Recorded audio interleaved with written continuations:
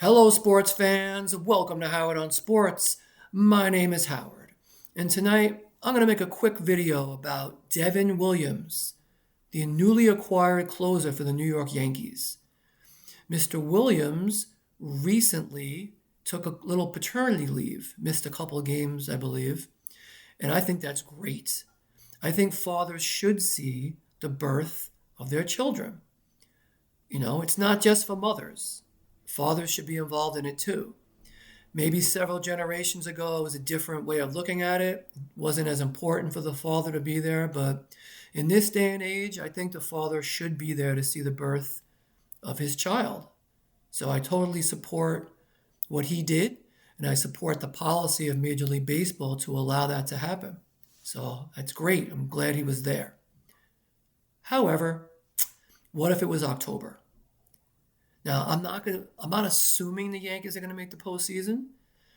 I don't want to be an arrogant Yankee fan and make that assumption because I don't know that they're gonna make the postseason, right? They're not so great that I know for a fact that they're gonna make it, but they could. They have a reasonable chance to make it. I don't think the American League is super strong. So let's say they do make the postseason, and let's say one of their other players uh, has a child in October. Then what would I think if that player missed a playoff game? Well, they have every right to. What can I really say about it? I just got finished saying that a father should be there to witness the birth of his child. But I don't know. What if it was Aaron Judge, you know, or whoever? I mean, that'd be the most obvious example. But anyone, any significant player in that team, would I feel the same way in that situation? Because, the angel on my shoulder would say, yeah, be there for the birth of your child. That's the most important thing. But maybe the devil on my shoulder would be like, get your ass on the field.